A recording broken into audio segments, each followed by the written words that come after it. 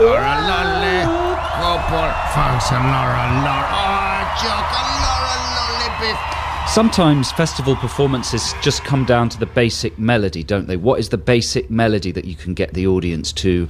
That's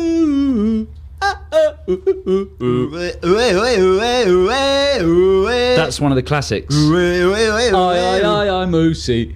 I'm Moosey. That's one of the classics. Yeah, who's that, Shed 7? No, that is Modern Romance. Modern Romance, not Shack Attack. Hey, listeners, how you doing? It's Adam and Joe here. That was Coldplay. They were headlining the Pyramid stage yesterday here at the Glastonbury Festival, which is where we are, 2011. Lucy is one of the lovely people that works on our show here, and she is a massive Coldplay fan, aren't you, Lucy? I am, yes. Now, Lucy, we don't normally speak to other humans except for very special occasions on this programme, so for goodness sake, don't mess this up, all right? Okay, This is your big chance. It's a massive chance for you. I know it's frightening to be on the radio, on this show as well, because we're intimidating presenters. Very intimidating. But just try your best to stay cool. Don't be freaked out by Buckles. Your breathing is already going a little weird there. Try and keep that under control, because the listeners can hear fear and they don't like it. Okay. If they hear it, they get very angry and they start throwing the radio around and beating each other, and we don't want to do that to them. Okay. So, Coldplay, you had a lovely time watching them last night, right? Yeah, I did. I've loved them since the start. Since Parachutes was lots of people think that, I think. Yeah. And I've maintained that love for them over the years, and I think some people maybe become a bit aware that they've become very big and a little, I don't know, have become a bit more commercialised. Because you're someone with very Catholic taste musically. You like all kinds of different stuff. I'm a traditional sometimes. Yeah, but you're not. Your taste is not middle of the road, is what I'm trying to say. Oh, I see. Yeah, no, I'm a big six music person since. So how does it feel? Do you get a little bit defensive when you're in an atmosphere that is sometimes a little bit bitey for the mighty Coldplay? Yeah, a little bit. I was a little aware that going to see it was perhaps a little controversial in terms of my musical choices. Yeah. But I wasn't because you're not going to be by it at all. You're not? No, not at all. I like that they're not controversial in any political way. No, not or at all. important way. I don't know the what massive the thing controversy is just quality based. Often happens with bands when they become really popular. Some people just decide. Yeah. They're not like they used to be. But it was weird. There was that feeling about you too as well. There was a feeling of that they had something to prove. It's almost as if it's almost as if per se by going on the Pyramid stage, if you're not a new band that's in the first throw of hugeness, you've got somehow to defend yourself or to prove that you are still in touch with the people, because Glastonbury's, I like to call it the People's Festival. Do you? That's a very good. That's a new phrase, just to put phrase. the word people in people's in front of things. Sorry, Lucy, I was talking there. Oh, okay, I forgot. You noticed. Yeah, sorry, no. What were you saying? There was a little bit of apologising for him on the stage, actually. Yeah. For apologising for doing new stuff. It's the British way. In Britain, you have to apologise. If you're successful, you have to apologise. Do you know what I mean? You can't. It's wrong to stick your head over the parapet in Britain. You want to have your cake and eat it, don't you? You want to be massive, but also say, hey, I'm still one of... I personally would love to have my cake and... You like regurgitating your cake. And then eat it again. I like to eat it as many times as I possibly can. Like a multiple-stomached cow. That's my thing. But I don't see Beyonce going up there and doing any apologising tonight for her various... No, because she's not British. She's not British. No, exactly. She's just going to have that same... She's going to put on a great show, do her thing, and everyone's going to adore her. Yeah. She was there. Was she there, jumping around? Yeah. Watching from the wings with Jay-Z, I hear. I hear, yeah. He's probably fishing for samples. And she was singing along to that Joe one samples. as well. Good work. Yeah, thanks, Lucy. Lovely to talk to you. And you. Good morning, listeners. Yeah, good morning. How are you doing? Now, listen, we should stand the squadron to attention for the very last time here at the festival, and indeed for myself and Joe for quite some time. So here's the squadron command. Black Squadron! Always catch the beginning of the show. Black Squadron don't want to miss a thing. That's not the way Black Squadron roll. Black Squadron! Went to bed at a reasonable hour. Gotta be sharp on Saturday morning. That's the secret of the Squadron's power. Black Squadron! So this is the Squadron's last command for a little while.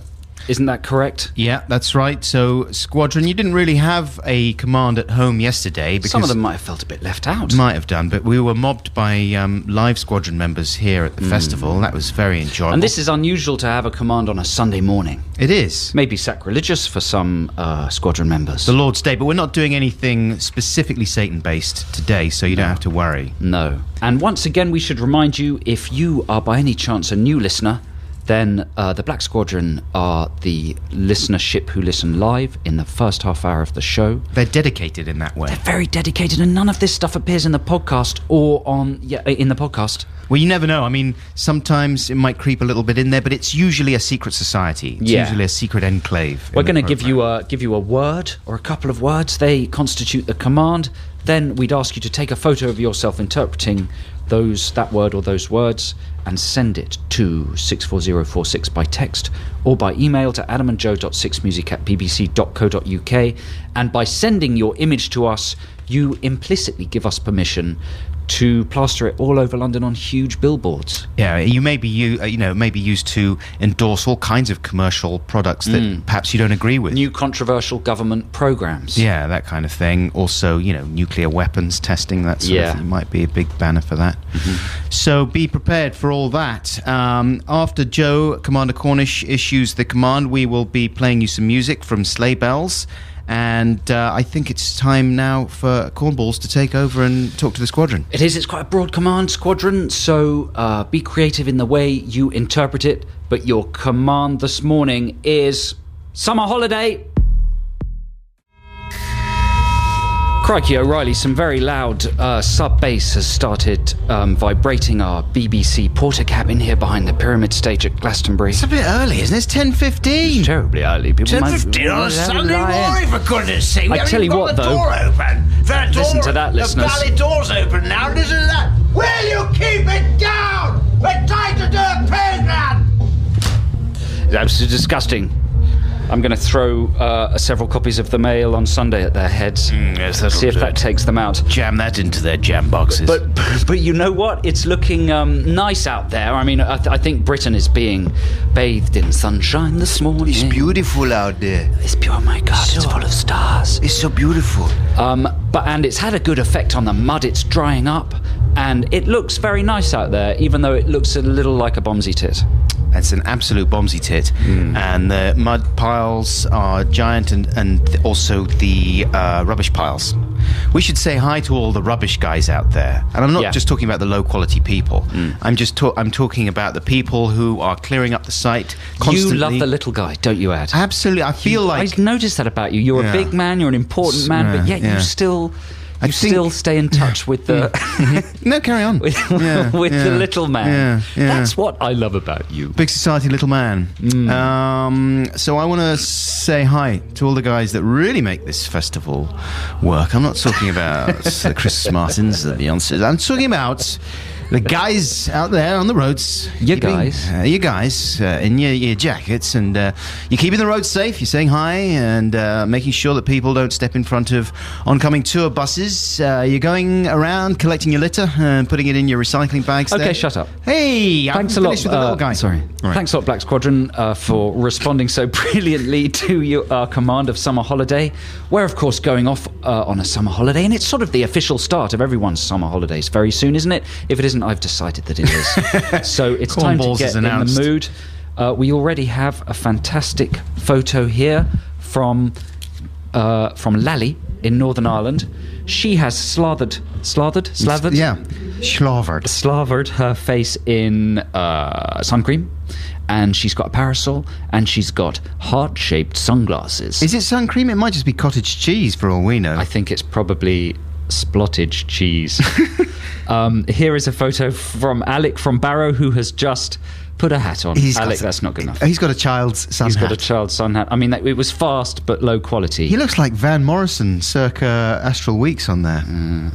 There is someone... Who's this? Jill from Essex has just taken a photo of some shells. She's taken a picture of some shells. That's a good idea. An anonymous lady has taken a photo of herself in mirrored shades. It's good, but it's not going to get you to the upper echelons of the Squadron. But it's a holiday, isn't it? They're allowed to be a bit lazy. No one's allowed to do what they want around here. No.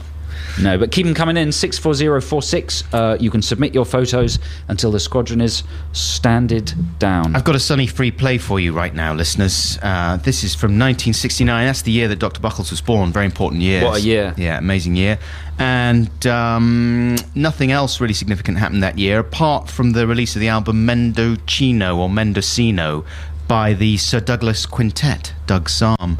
You might know Doug Psalm, some of you groovers out there. He's fantastic. And this is called Sunday Sunny Mill Valley Groove Day. Yeah, that's the Kills. They were playing on the other stage last night here at Glastonbury. Their latest album, Blood Pressures, was out in April. And one of the people watching their performance yesterday was Kate Moss. She was standing there, and the paparazzo. She was here last year. Going nuts. Yes, she's been here all year. Yeah, living nude in the forest. Right, just eating berries, communicating with rabbits and birds, making a sound. Yes. Like Nell. Like Nell, yeah. She lived in the tree. She brushes her teeth with twigs.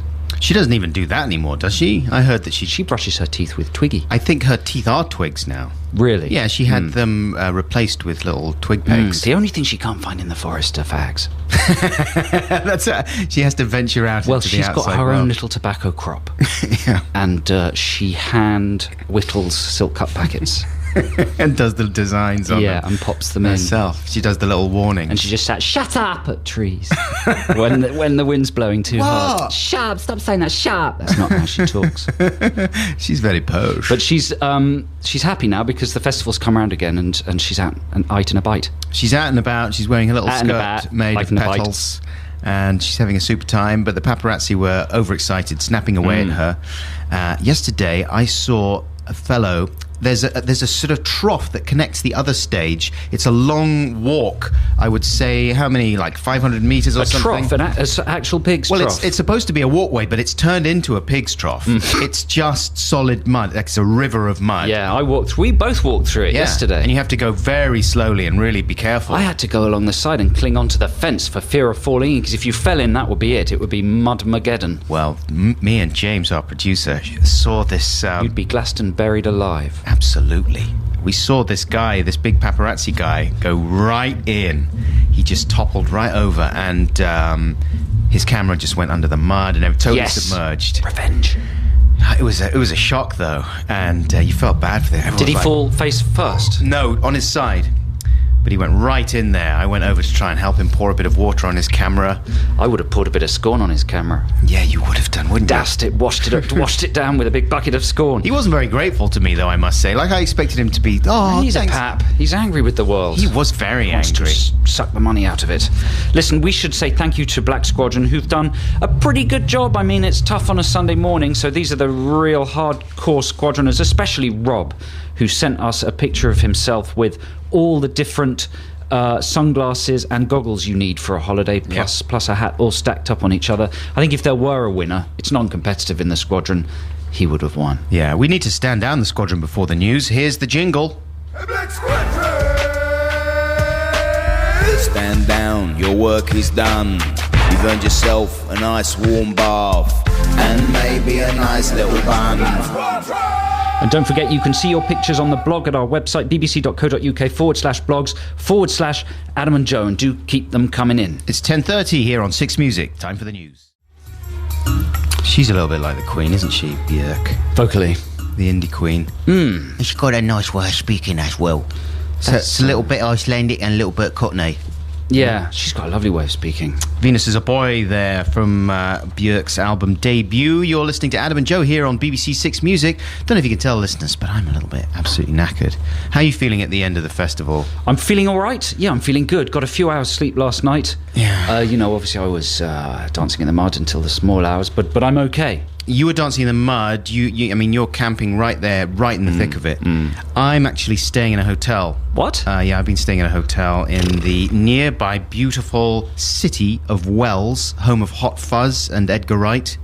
Wells is the smallest city in the United Kingdom because of its wonderful cathedral there. Right. The cathedral makes it a city. That's right. It entitles it to city status.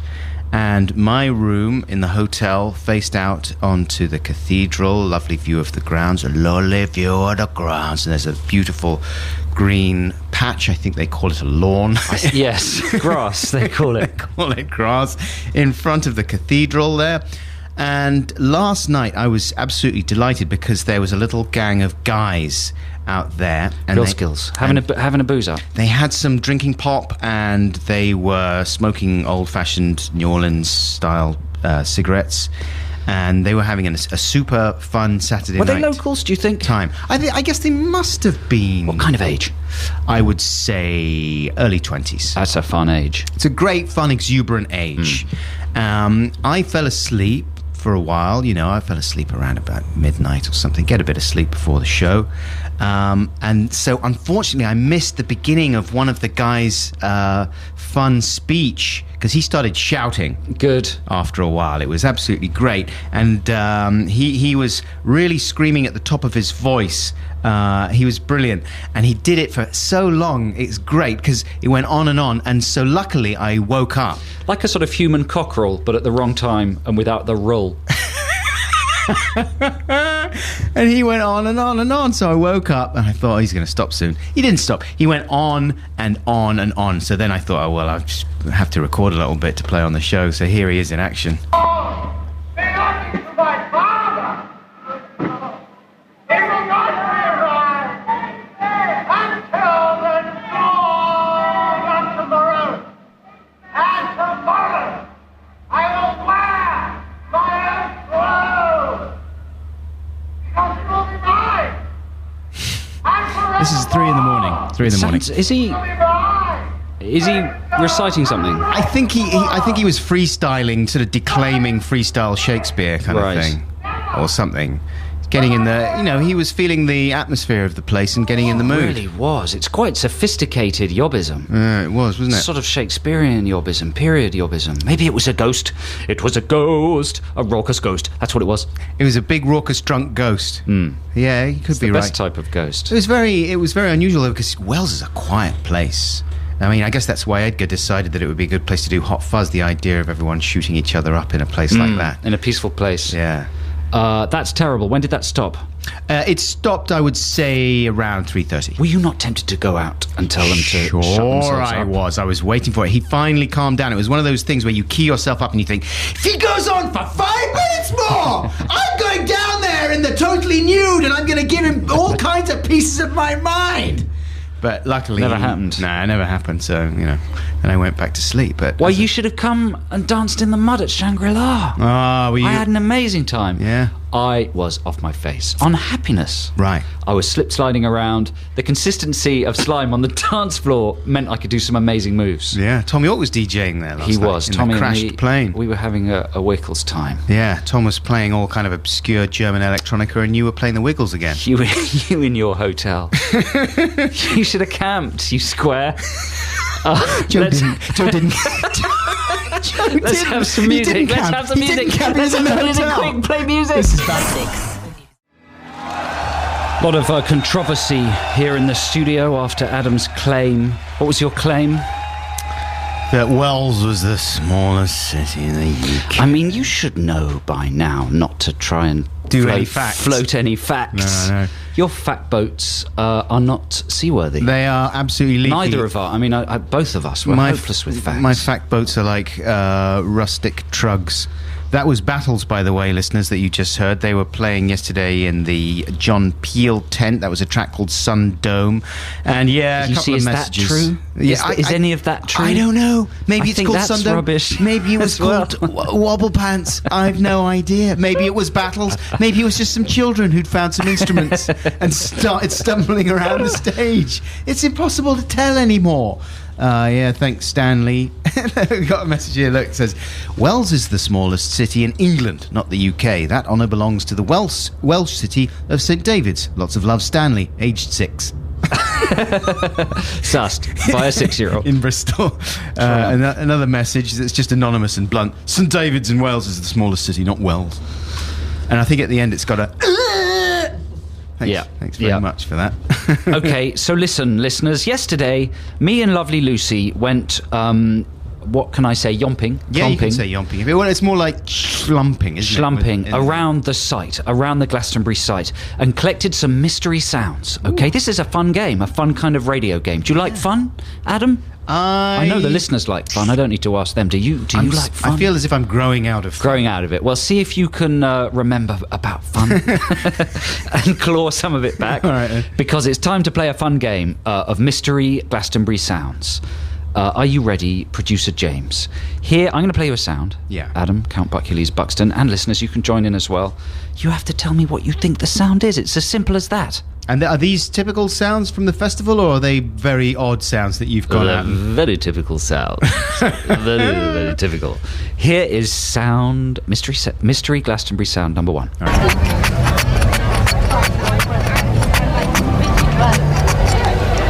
What's that sound? Tell me what's happening. What's that sound? Tell me what's happening.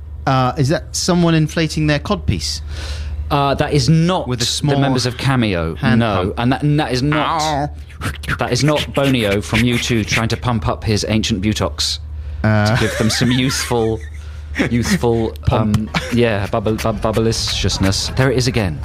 What's that sound? Tell me what's happening. What's that sound? Tell me. Now that sound is commonly heard all over the site.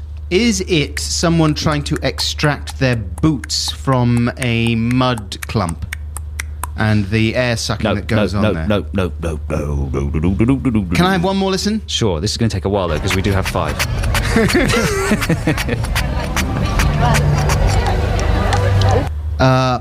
It sounds like a bicycle pump. Hand sanitizer. It's all over the site. I absolutely love hand sanitizer. You use it all the time, yet you don't recognise the sound. What does that say about you? I don't know. Absolutely nothing. I'm very shallow. Okay, number 2. Sound number 2. Ready for sound number 2, Buckules? Yeah. So no points so far. Here is Glastonbury sound number 2. Make sure you screw it on properly. Make sure it's tight, nice and tight. Doing another event like Glastonbury 2008. What is that sound? Is that the sexual health counsellor down in the healing field after that pregnancy? Yeah, can we have 2008? One more listen? Make sure you screw it on properly. Make sure it's tight, nice and tight. Doing another event like Glastonbury 2008. That's the key sound, the snapping, the plastic snap at the end. Oh, I know what that is. What is it? That's one of the great guys in their Viz jackets putting the band, that your entry band. No. What? Wrong. What is it then? Wrong. You're delighted. Wrong. It's wrong o'clock. That is one of the poo pipe men. The poo pipe men that go around with the big trucks and they suck all the stuff out of the bogs, right? And they put them in their lorries and take it away to Bogland. Petey and Paul Poo Pipe. Petey and Paul Poo Pipe. And of course, the great incident in 2008 was when they connected it up wrong and sprayed it all over everybody. Oh, did that really happen? It really happened. Possibly not in 2008. Like Father Ted. We guessed that. Oh my There we goodness. go. Okay, so 2 down. Not doing very well, Count Buckules. No. You shouldn't sleep in the hotel. You should try and see the festival a bit more. Can I just... Like me. Here we go. Can I just say that I'm rediscovering fun? You are, aren't you? This is what it's like to be fun. young. Number 3. Okay, here we go. What is this sound? Sound number 3. Mummy, Daddy, Wu-Tang Clan weren't rude enough for me. I want my money back. Why didn't they swear more? That is the sound of a nice middle-class person's young child who they've dragged along to the festival to instill naughtiness into the child, and the child is absolutely up in arms because everything's a little bit sanitized. That's correct. The child was disappointed at the lack of not enough swearing and crudity at the during the Wu-Tang set. Yeah. Wu-Tang. Were you similarly disappointed? I was very disappointed, yeah. I watched it on telly in the hotel. And they dipped the swearing down. Yeah. But that was a young chap called Zeke. So I got one right, yes! Yeah, you did get one right. Zeke is the brother of Eden and Wilf, and they were a very nice family we met. They were lovely, weren't they? So a big shout out to them. And yeah, that was Zeke getting annoyed about the lack of swearing. Kids like a lot of heavy swearing. I mean, they're inured to that sort of thing now, so you really need to lay it on thick to shock a child. But the thing is, that Shock a child, shock a child, shock a child, shock a child, shock a child, shock a child. The thing is that they like a certain type of swearing, don't they? I mean, a child's favourite swearing is something poo-based, anything with the word poo in it. Poo head, poo pants, poo face, that kind of thing. So if the Wu-Tang, and the Wu-Tang would be allowed to say that stuff, if they incorporated some poo head stuff. They don't like that kind of thing, the Wu-Tang. They're not. It's too lavatorial. Okay, number 4, you've got, should we split this into 2 bits, or is everyone enjoying this? Let's carry on, says James. Okay, number 4. What is this sound? Whoa, you got some really good mystery sounds. Thanks, dude. What is it? Play it again. Is that a vuvuzela sleeping? Snoring. Yeah. A vuvuzela in deep sleep. Or is it the sound of a big fat gentleman lying in a bath of mud, having a doze, but... Someone stuck a kazoo up his... Yes, exactly. Areas. Right. No. What? I mean, it's tricky, this one. You could get it. Something about a water bottle, maybe? No, we're going to put you out of your misery. That is Ed from the Friendly Fires making an owl noise through his hands. How was I supposed to get that? Because you love the Friendly Fires and you're mates with Ed. I didn't know he... Ed loves the show. We ran into Ed. He's a big fan of the show. I don't know. He says the podcasts have helped him through some tough times. Oh, thanks, Ed. And he made that amazing bird noise, didn't he, Lucy? I didn't know Ed could do the bird noises. You have got 1 out of 4. Here is your last chance to claw back some integrity. All right. What is this sound? Oh.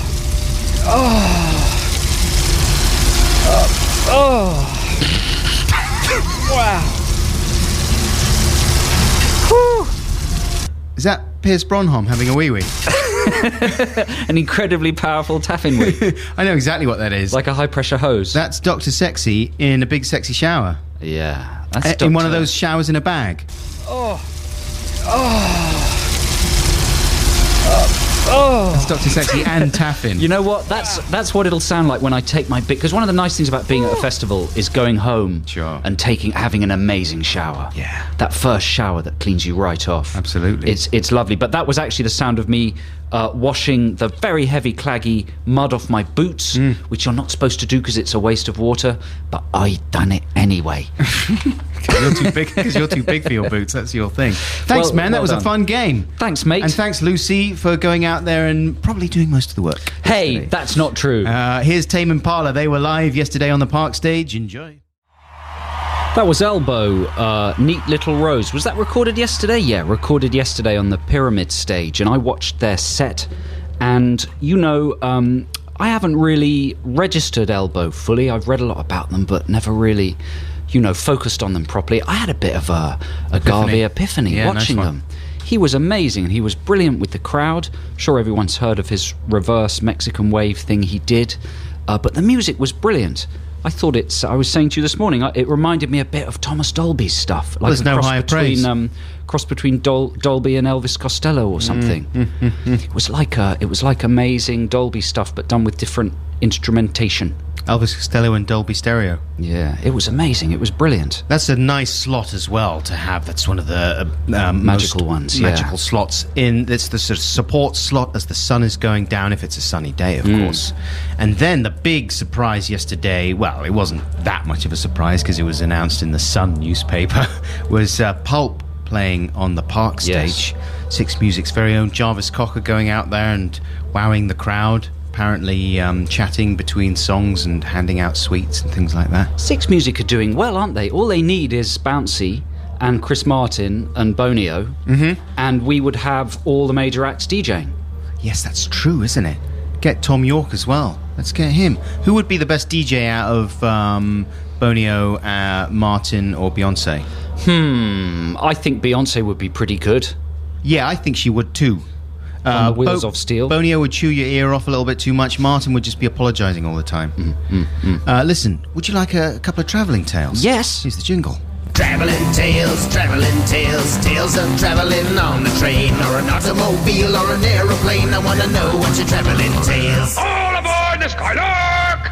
Well, we're going to be getting on the train in a while, like many other festival goers, and heading back to our straight lives. Yeah, and boring. Just be boring. But here is a tale right now about train travel from Liam. And, oh no, I'm sorry, I got the wrong one there. Oh no. No disrespect, Liam. Your story was amazing, but I'm going to save it for another time. This is from Serge of Midsummer, where all the murders happen.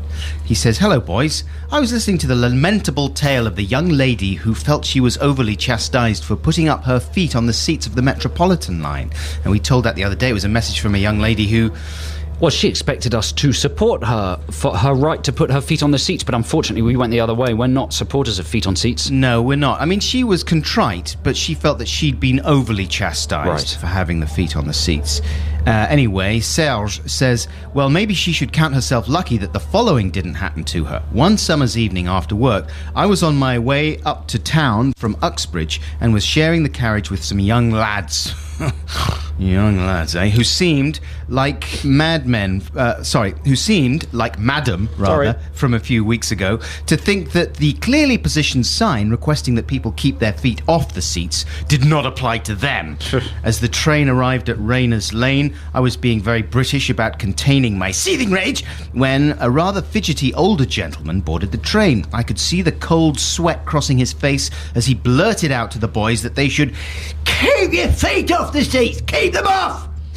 The boys laughed and shrugged, but the man persisted. There's a sign! Keep your feet off the seats! The boys ignored him and carried on chatting. The train made to depart when the man stumbled across the carriage and pulled the emergency cord. The train juddered to a halt and the boys went silent, peering incredulously at each other. Several minutes later, the driver had made his way to the end of the carriage where he inquired as to what had transpired. Both parties appeared unrepentant. The driver, a reasonable man, to all intents and purposes, brackets plural of purposes, says Serge, took the view that the man's actions were entirely disproportionate, given the circumstances, advising that the man had disrupted the network. Fair enough, I thought. What I did find a little difficult to comprehend, though, was the fact that the driver stood his ground and refused to return to his cab and pilot the train until the man had apologised to the boys. No. Yeah. Good driver. You reckon? Well, I like him, whether you think he was right or wrong, he's taking a firm stance. I think tell the old chap off for pulling the emergency cord, but you don't get him to apologise to the hoolies with their feet on the seats. That's too much, isn't it? I don't know. I'm getting weird sympathy with the lads here. Are you? Yeah. I think I know the guy. Do his voice again. Get your feet off the seats! Yeah, I know that guy. Really? Yeah, that's Grandpa Weird.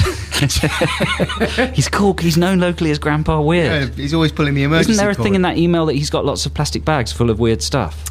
P.S. He has lots of plastic bags full of weird stuff. He's known as a kind of a Grandpa trampy chap. Weird. You know what I think he's known as? What? Count Buckules. He's not Count Buckules. He's smartly dressed. You sure he didn't have a big backpack and a bicycle and a beard? There we go, that's the noise. That's the noise he makes. Well, I'm divided about that. I'm not sure whose side to be on. Yeah. But you don't go pulling no emergency cord unless it's, feet on seats is not an emergency. Feet on seats is not really That's an very emergency, irresponsible. is it? He should have had the fine imposed. But the Utes, man, they would have been out of control with joy after that result, wouldn't you think? You think it's a blow They for would be subversion? crowing. Poor old Grandpa Weird. I'm on his side. What a story. It's a morally ambiguous story. Hey-ho. Well, that's enough. That's a good noise, though, isn't it? Hey, what? Hey-ho. Hey-ho. Hey-ho. It's because that's I've been... the last thing you'll say before you die. Hey-ho. Hey-ho. That'll be it. Buckules out. Sorry, I think it's hey-ho came from the fact that I've been listening to the Fisherman's Friends out there. They're on the pyramid stage. Yeah, they were singing hey-ho and up she rises. That's right. Yeah. What shall we do with the Duncan, sailor? What shall we do with the Duncan? All the people out there in the crowd with scurvy and trench foot are all singing along. I love it. What shall we do with it? Eating their ship's biscuits. Now, let's play some more music, some live music that was recorded yesterday. And this is a man who's so hot right now. And he drew a massive crowd to the Park stage. I'm talking about James Blake. Here he is. Thank you so much. Thanks very much, everybody. Thank you so much. Thank you very much indeed, everyone, for coming. It was really fun. I had a great time. I hope you did too. Don't forget, there's a puppet show at 3 o'clock, and also they're lovely cakes baked by a woman called Daisy. Bye-bye. And I'm going to play Smash the Rat now. The only problem is someone's taken the rat. So could you pop it back, please, in the shoot? Because otherwise no one can play Smash the Rat, and that would be great if you could do that. Thanks a lot. And thanks. What's going on? Hey, this is Adam and Joe on BBC Six Music, broadcasting to you live from Glastonbury. We're here till 1 p.m. Now, yesterday morning, we had a fantastically uplifting encounter with Glasto Squadron, the Glastonbury segment of our Black Squadron listening force. We went to meet them at about 10 a.m. at the top of the show. You can hear it in yesterday's podcast. But a funny thing happened to me. Uh-huh. Adam's just going to close the door there. We opened the door, but the fisherman's friends are getting out of control. They're getting a bit leery. And I have to close that door. So as I was walking out of the BBC compound towards the gate, there was a fantastic sort of clutch of squadron members. Yeah. And I waved at them, and they all sort of cheered and applauded, which was very nice indeed. But between me and them, there was a man, a ruddy, rotund, jolly-faced man with his family, 4 little children with their faces painted. They'd somehow got into the BBC enclosure, and they were waiting there with an autograph book, and they saw the squadron cheering. Yeah. And he saw me coming, saw that they were cheering at me, and he said, hello mate, oh, I love you, you're brilliant, I'm such a big fan. I thought, oh, that's really nice. And he got out an autograph book and he got me to sign. He had some pretty big autographs in there, and he was saying, oh, you're brilliant, I love you, we're really hoping to meet you, I love your stuff. There's a little voice in the back of my head going, he doesn't look like a typical Six music listener, doesn't look like it, but I don't want to be in any way, prejudiced. I don't have any particular, You don't want to presume. Yeah. So I signed his autograph book, and while I was signing the book, he said, I just bought your new album last week, it's great. I thought, Song Wars Volume 2? Maybe he's bought that? I thought, well, there's a small chance, but basically it dawned on me. He's the guy. He had no idea who I was. No. And he was just fishing riffing for fun autographs. But it didn't, I'd realised that, I think he'd realised by that point, because he'd seen my autograph. Joe Cornish? J. Corn? Who? What? I haven't got his But new we album. still went through with the charade. I crouched down, I had my photo taken with his kids, grinning. He said, bye, great to see you, have a brilliant festival. It was strange. See you, J. Corn. You should have started... He certainly didn't say see you, J. Corn, because my signature was illegible. He didn't know who I was. No. He was just crazy autograph fishing. Wow, it would be good if he'd said, God, will you sing your new song for the kiddie? And you could have just freestyled something. Yeah, a bit of Coldplay. Do you think I should have told him who I wasn't?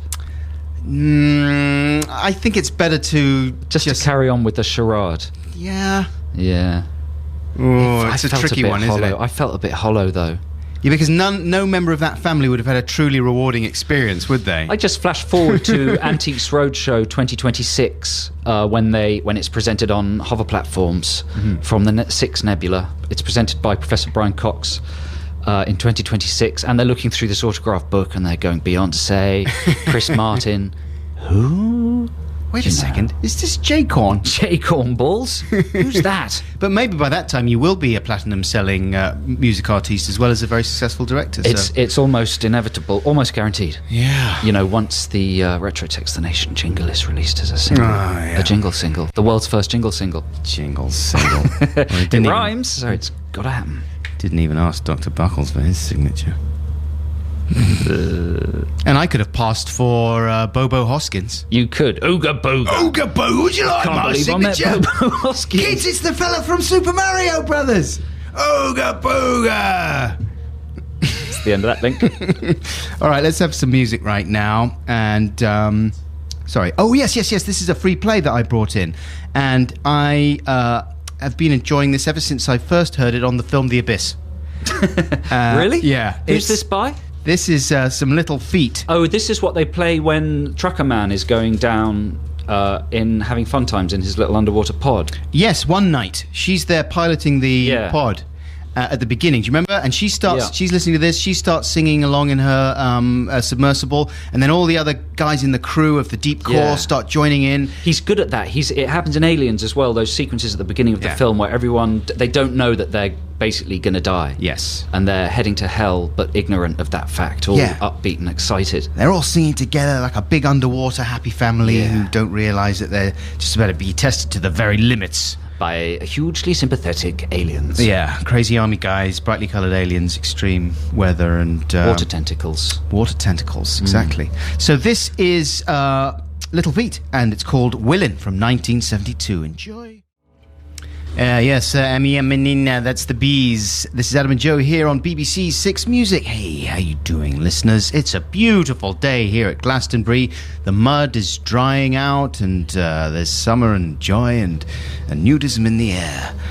Now, I think it's time that we had some facts, some hard facts. We've already had some fun, hard, incorrect facts this morning about Wells being the smallest city in the UK. So let's have some more right now about Beyoncé, tonight's headline act on the Pyramid stage. Bad facts. Yeah. Did you know, Joe Cornish, that Beyoncé Knowles was, and I didn't know any of this, I was amazed when I found out this stuff, because I had quite a preconceived notion of where Beyoncé was at, where she was from. She was born in Brighton in 1925. Her father was the hairy ginger film blogger Harry Knowles, and her mother was, of course, Destiny. Was there something there? I was leaving that to hang. She's Destiny's child. Okay. Come on! That was good. That was good. I was intimidated by how good that was. Yes! I didn't even get it. Exactly. For Beyoncé's 6th birthday, her father, Harry Knowles, gave her 3 gifts that would change her life. Gift number 1, a profound love of showbiz, which he just gave her in a box. Gift number 2, the album Anthem by Toyah. Terrific album. One of the big woman albums. Big woman albums. Out there. And number 3, a beautiful antique booty. Armed with these gifts, Beyoncé dedicated herself to breaking into the entertainment world. Good stuff. I didn't know any of that. Well, you know, I'm not finished. So, Bruce, Beyoncé has no formal qualifications, did you know? But she does have 7 Knowles levels. 1 for the money. Oh, my God. Oh, good. 2 for the show. Oh, my good. Yeah. 3 to get ready. And 1 for home ec. Beyoncé got her big break travelling around the country with her father, Harry Knowles, shaking her booty that he'd given her, to records by Shack Attack, whilst Harry dressed up in a big foam rubber suit with polka dots on it and fell on top of her from time to time. One evening, a top television exec saw the show, and he immediately thought this is going to be great on TV, commissioned a series, and of course that became the much-loved TV landmark Knowles House Party. Featuring Mr. Blobby. Yeah. Keep going, more facts. More facts, come on, facts. Have you got more? No. Do you, though? Do you really have more? No. That was good. That's all the facts there are about her. Nothing else is known. She's a very mysterious figure. Yeah, she was in That was Austin great. Powers. How did you research those facts? I asked some people. Right, you just asked around. I asked one of the guys in Wells, like outside Wells Cathedral yesterday, Yeah. who was sitting around smoking Well, good facts. jazz cigarettes. So there you go. That's more or less all you need to know about Beyoncé. We're ready for her big set tonight. I'm excited about it. Yeah, it's going to be great. And especially now that I know all that. What is her biggest hit apart from puttering on it? What do you think, Lucy? What's Beyoncé Knowles' biggest hit? I don't think you're ready for this. Bootylicious? For this jelly. Bootylicious. Maybe. Yeah. I don't know. We'll find out. Let's find out what her biggest hit I is. don't think you're ready for this jelly. Yeah. that She does her? say that at one point, yeah. There you Yeah, go. she cooks very unexpected jelly. Let's have a little bit of music now, just to clean those facts out of the air. Ah, yes, this is the Naked and Famous. They were playing on the other stage here at Glastonbury, and listen to this. It's the Naked and the Famous there, live at Glastonbury 2011. Adam and Joe here on BBC Six Music. Do you prefer the Naked or the Famous show? I do like both together. Yeah, It's obviously. the best type of famous person is a nude one. We're joined by Sinead Garvin. How you doing, Sinead? Hello, I'm very good. How nice are you? to see you. Yeah, all right, not too bad. A little bit raggedy. My brain's beginning to shut down. Yeah, I'm feeling fairly tired today. Yeah. My brain just feels as if it's been baked in a kind of big mud oven. And large parts of it are no longer online. No. So that's a shame.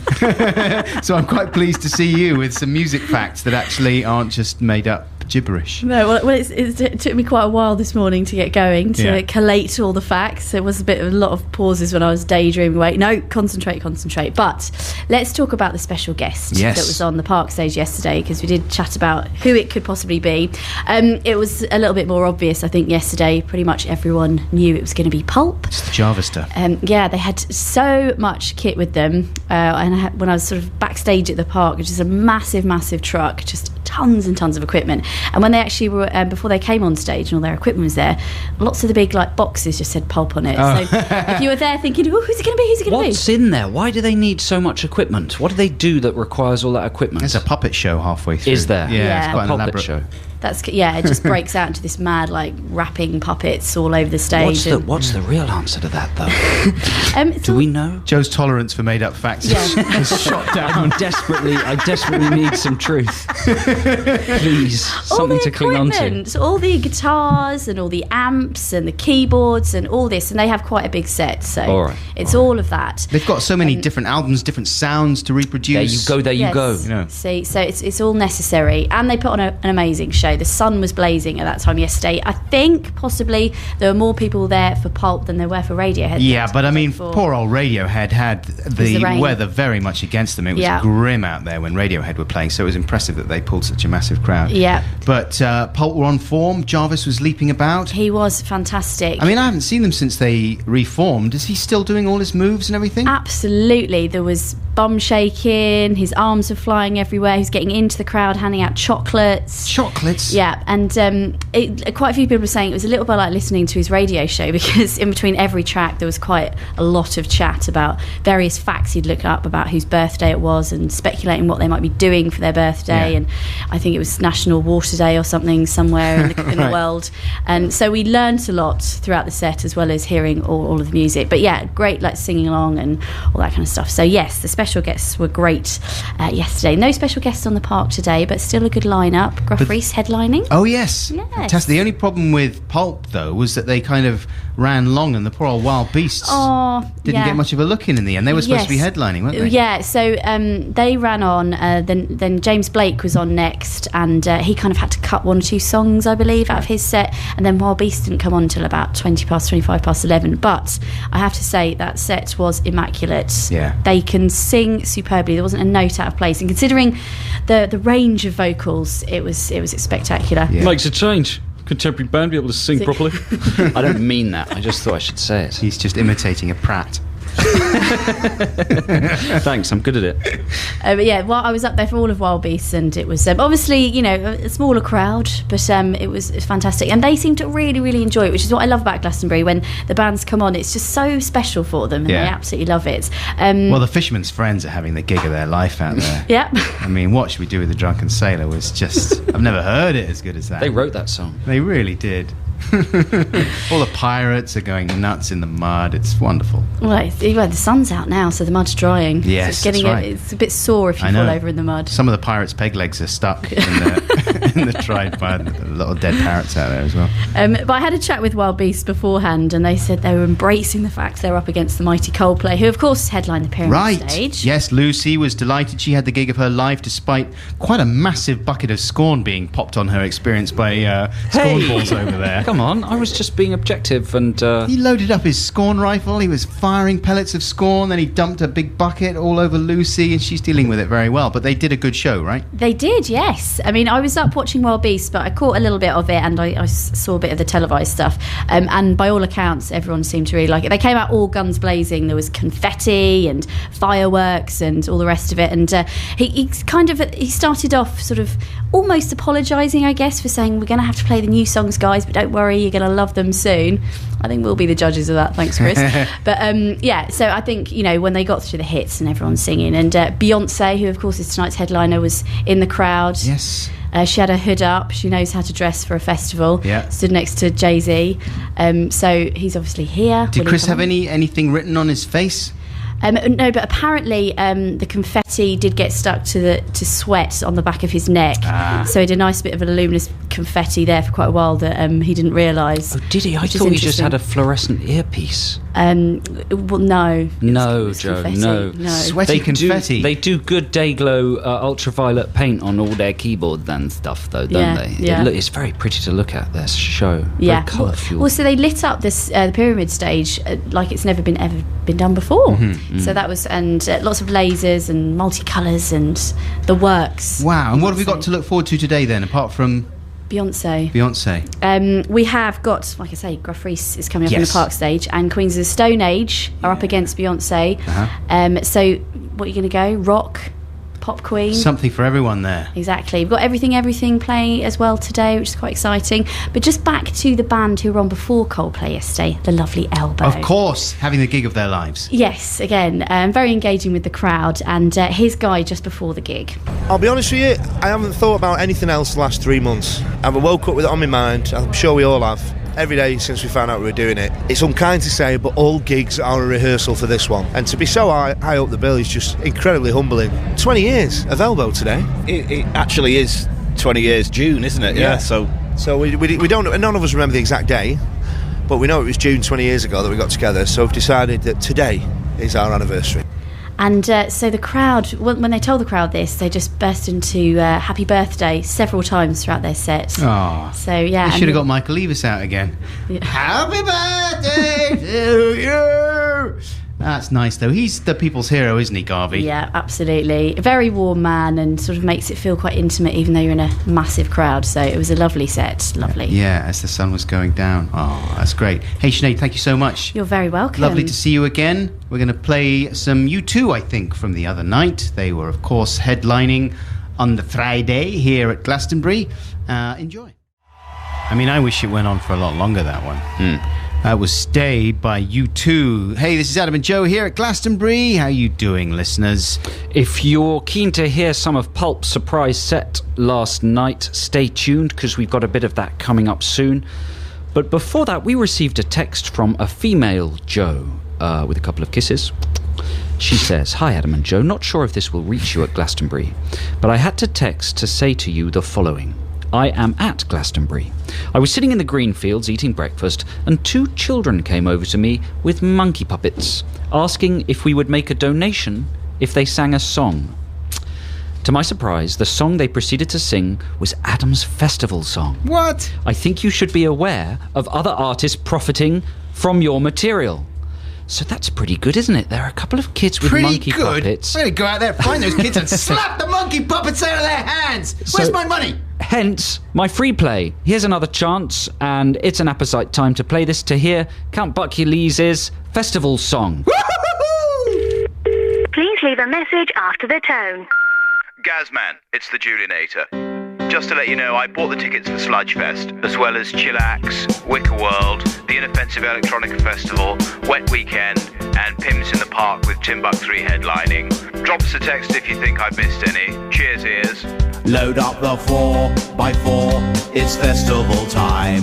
We're stuffing the chill bag with nibbles and wine. We're going to sleep inside a collapsible yurt. We've got a nurse in case anybody gets hurt.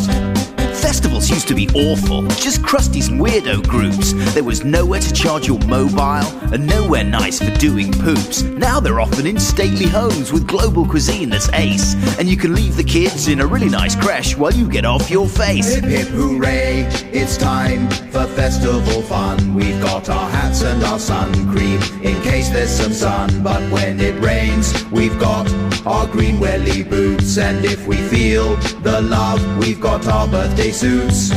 Look kids, that's Keith Allen. That's Lily Allen's dad. He's been coming since the 60s and apparently he's really mad. And over there, that's Katie Moss. That's right, that crazy druggie's ex. Let's ask her if she'll join us for a boogie and some sex.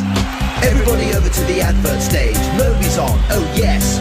Then it's Groove Armada with the theme from M&S. And then it's a bloke that I don't really know with a tune from a phone campaign. And then it's Suggs with the Iceland song. Then movies on again. We've got some chill pills, some whiz-was and a grammar and stuff. But I'm a little bit worried that won't be enough. So could you call Jemima and ask her to bring a bit of rice, some jelly and a big ball of string. And don't forget the Barocca and the yoga mats too, because there's going to be healing and yoga to do. And there's a bloke from Tibet who can teach us to breathe. And after that we'll see Moby, then we'll probably leave. Load up the 4x4, it's festival time.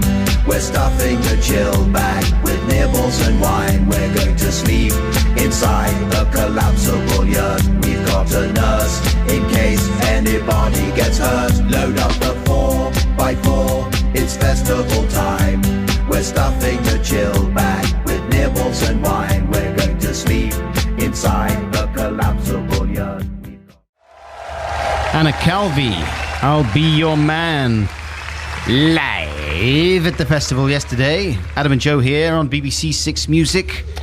Yeah, and as you know, listeners, we're big fans of the film Taffin. We absolutely love the story of tough local Taffin going in to sort out some mobsters. I mean, I've never seen it all. I don't know. All I've seen is the bit. Yeah.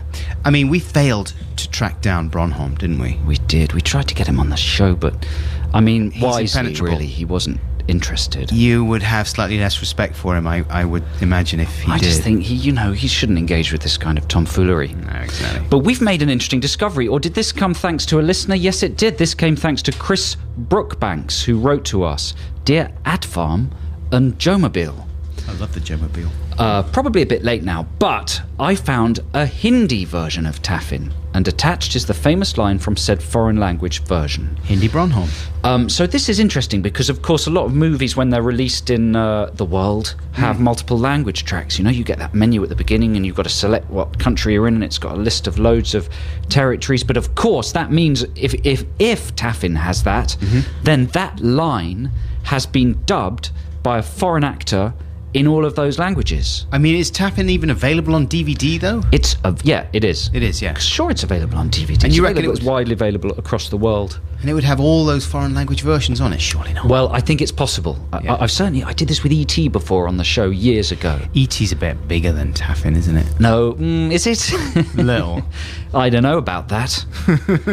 So here is that amazing Taffin line performed. Well, let's do the original line to remind people. Good thinking. And we could even set up the line with a bit of acting, couldn't we? As long as I'm living in this... Well, hang on, you do this, but then I'm not sure what her line is. You might have to do both parts. What goes on in this town is none of your business. I can't even say it. What goes on in this town is none of your business.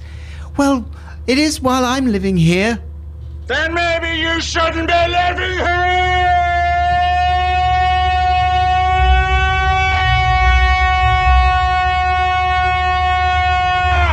Wow, was that real? Yeah, that's exactly how he does it. Exactly how he does it. He's got incredible lungs, Bronholm. He does. Now, let's hear how that is put across in the Hindi version.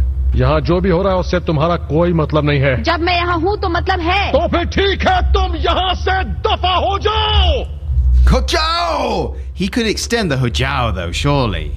Yeah, that was disappointingly short. We might have to do a bit of Doctor and the Medic sing that. The thing is that this is our last show here on Six Music, myself and Joe, for quite some time. So who is going to take care of Bronholm in our absence? I think we've given Bronholm enough of a fillip. You reckon? It'll keep him going for a while, People can take care of him themselves, can't they? But that was fantastic. Thank you, Chris. Yeah, cheers, An Chris. amazing piece of Hindi drama there. Right, it's time for some more music here on the programme. And we have Pulp, ladies and gentlemen. The big surprise guests on the Park stage yesterday here at the Glastonbury Festival. And they're playing Misshapes. Here we go. Good stuff, man. That's War Paint with Burgundy. Adam and Joe here on BBC Six Music, live at the Glastonbury Festival. And it is a beautiful day here. Scorching. I mean, why couldn't it have been like this all the time, like all my life. Lovely that it is like this today, though. A great reward for everybody who struggled through the last 2 muddy and claggy days here at Glastonbury. But right now, on the Adam and Joe Show on 6 Music, it's time for some pop-propriation. I like to change the lyrics of songs from time to time. Lock the taskbar. To make them refer to things I do. Oh yeah, oh yeah. I call it appropriation, and as far as I'm aware, it isn't a crime. I wonder if it's something you do too.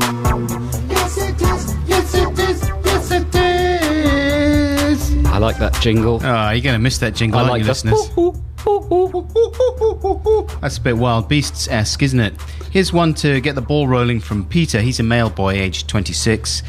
Every time I part-bake naan bread in the oven, when in cooking a curry, he says, I sing naan, na na na naan, na na na naan, na na na na na naan, in the vein of Inikamosi, Hot Stepper. Love you, bye, says Peter. That's good. A naan bread-based one. Yeah. Yeah, very good. Here come the hot pitta. That's another one that some people do. Mm-hmm.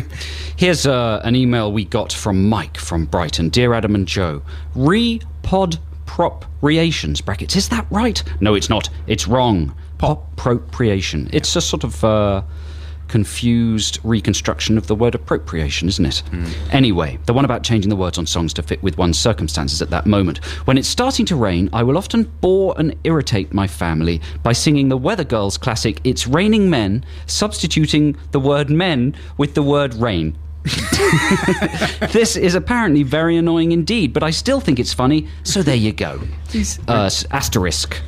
It's extremely important to sing this in tune and with some modicum of musicality or sincerity, otherwise younger people may think you're singing the Jerry Halliwell version. Oh dear. That would be terrible. It's raining rain! Woo! Hallelujah, it's raining rain! Amen! Is that Big sincere enough? Sweat, giant drops, falling down from the sky on the plops. That's good, isn't it? It's sort of come full circle and cancelled itself out, that one.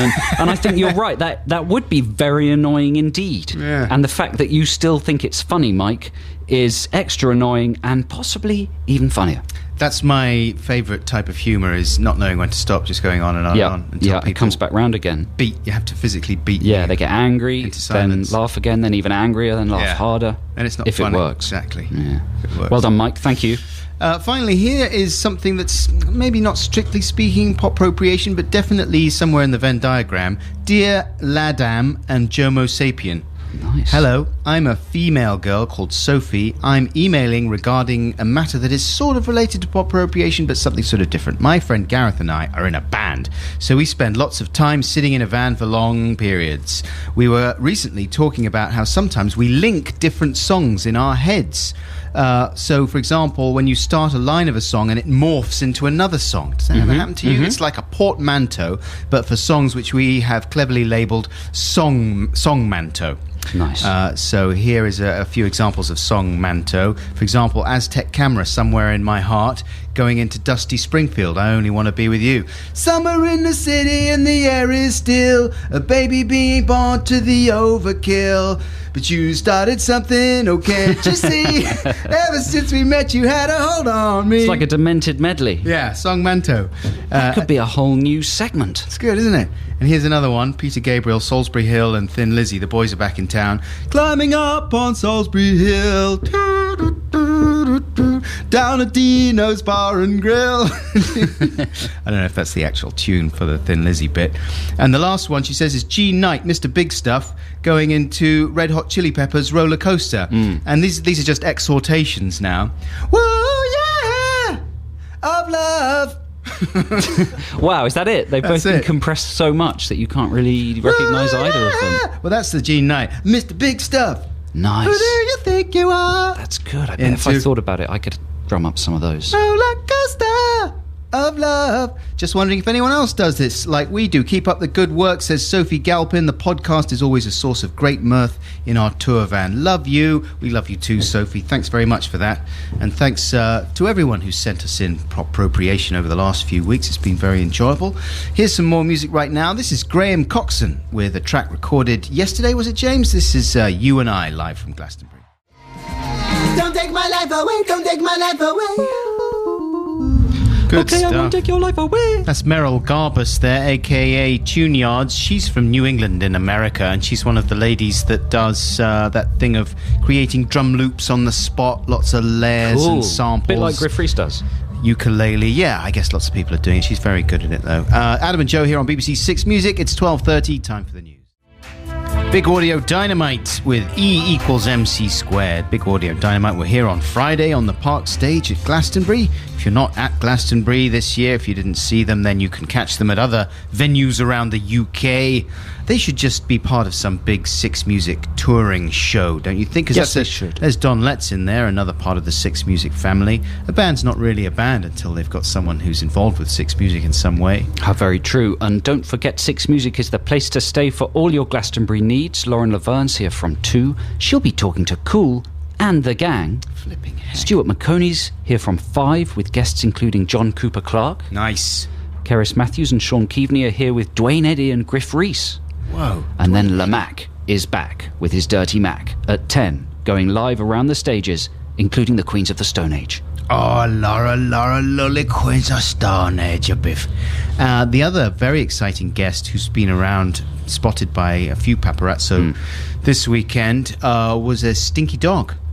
Who? Not Boggins? Yeah, he's a friend of the show for a while. Well, he made an appearance yesterday morning during our Glastonbury Squadron meeting where his fate was decided by mob rule. That's right. And they actually gave him a lease of life. So he was freed into the muddy fields of Glastonbury to gambol and poop.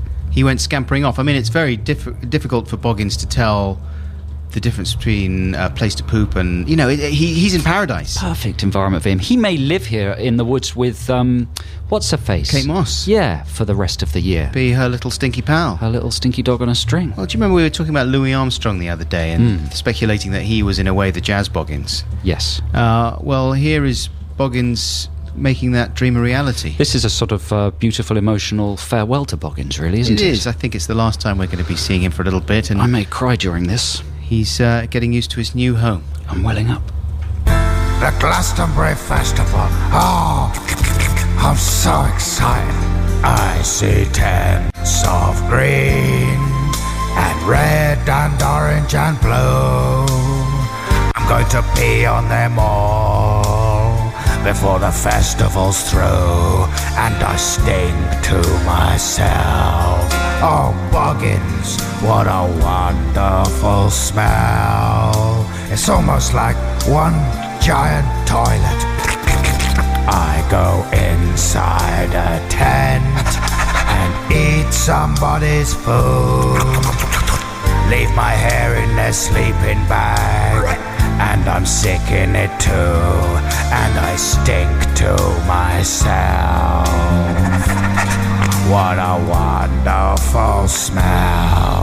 I love this place. Just look at it.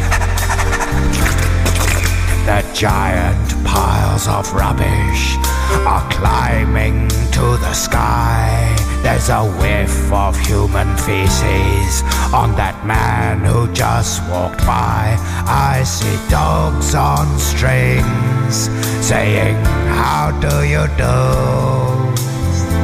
They're really saying, I just done a poo. I find a little birdie's nest, so I smash and eat the eggs. And then I lick a toddler's face and bite him on the legs, not badly, and I stink to myself. What a wonderful smell. I think something might have died in your tent. Can I have it? And I stink to myself. What a wonderful smell. I think I've finally found my home. I've got a problem with my bum. I love you. Sounds as if he's having a terrific time there. It was Aloe Black with I Need a Dollar. He was doing a bit of Song Manto there. Of course, the festival is the natural home of Song Manto, isn't it? That sounded good. That sounded great. Nice bit of Daryl Hall and John Oates. Hey, we're almost at the end of our show, and we are packing all the controversial bits of our programme into the last half hour. We've bid Boggins farewell. Now let's bid a temporary farewell to this stinky section. I'm a funny person, I often make up jokes. My jokes are more amusing than those of other folks. When you hear my joke, I think you'll find that you agree. Come on, you're all invited to a made-up joke party. So this is a part of the show that Scornballs poured quite a lot of scorn on a few weeks ago. It wasn't because of the quality of the jokes, but in a way it was. Because I found it very psychologically tiring to go through them, to read them all, didn't you? Yeah. I mean, we are overjoyed at the quantity of emails we've got, particularly in the last, couple of months. But it does make ploughing through the submitted jokes quite grueling, doesn't it? Well, sometimes when the jokes aren't sufficiently chucklesome, or you feel that maybe they've been made before. Bit of a brain strain. Because the other thing is that it requires quite a lot of work. You have to enter these things into Google. We hate work. We don't really just like you, listeners. Work. That's why we're at the Glastonbury Festival. But listen, we're going to do this segment now for the last time, and as a result, am I right in saying that you have got the greatest made-up joke ever, and we're only going to do one, and that's wrong, isn't it? Yeah. It's just an average one. It's just one that made me chuckle like all the other ones. It's good enough. I put the punchline into Google, and it didn't return anything, but hey, Right. I thought Wells was the smallest city in the UK, so... a lot resting on this. Why we did it different? Okay? Good point. This is from Tom. He's a 17 to 25-year-old postman from Edinburgh. I like that. Very nice. Straddles all the ages. He's in the demographic, and he is a postman. Yo, buckwheat and corn cob.